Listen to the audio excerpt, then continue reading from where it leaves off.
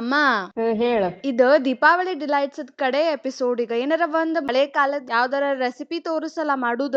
ಆಗ್ಲಲ್ ಮಾಡೋಣ. ಏನ್ ಮಾಡು ತೋರಿಸ್ತಿ? ಮಸ್ತನ್ ಪದರ್ ಇರುವಂತ ಚರೋಟೆ ಮಾಡೋಣ. ಓಕೆ.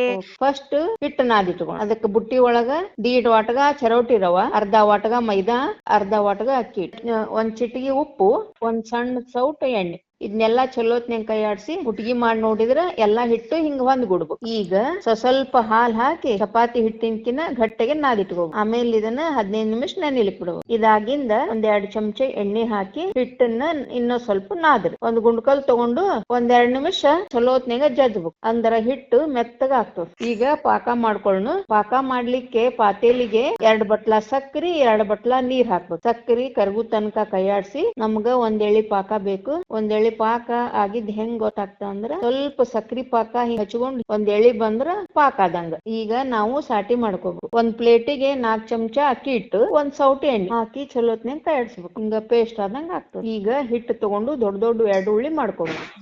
2 ಉಳ್ಳಿನ ಒಂದ್ ಹವಣಿ ಲಟ್ಟಿಸ್ಕೊಡು. ಆಮೇಲೆ ಲಟ್ಟಿಸ್ಕೊಂಡ್ ಎಲಿ ಮೇಲೆ ಚಲೋತ್ನಂಗ ಸಾಟಿ ಎಲ್ಲಾ ಹಚ್ಬೇಕು. ತುಂಬಗ ಹಚ್ಚಿ ಅದ್ರ ಮೇಲೆ ಇನ್ನೊಂದ್ ಎಲಿ ಹಾಕ್ಬೇಕು. ಆಮೇಲೆ ವಿಡಿಯೋದೊಳಗ್ ಹೆಂಗ್ ತೋರ್ಸದಲ್ಲ ಹಂಗ ಎಲ್ಲಾ ಕಡೆಯಿಂದ ಮಡಿಚಿ ಒಂದ್ ಉದ್ದಂದು ಉಳ್ಳಿ ಮಾಡ್ಕೋಬೇಕು. ಆಮೇಲೆ ಚಾಕುವಿಂದ ಸಣ್ಣ ಸಣ್ಣ ಪೇಡೆ ಜೊತೆ ಕಟ್ ಮಾಡಿಟ್ಕೋ. ಆಮೇಲೆ ಒಂದ್ ಪೇಡೆ ತಗೊಂಡು ಚೌಕಗೆ ಲಟ್ಟಿಸ್ಬೇಕು. ಲಟ್ಸಿಂದ ಬಿಸಿ ಬಿಸಿ ಎಣ್ಣೆ ಒಳಗ ಬಂಗಾರದ ಬಣ್ಣ ಬರೋ ತನಕ ಮೀಡಿಯಂ ಫ್ಲೇಮ್ ಒಳಗ ಕರಿಬೇಕು.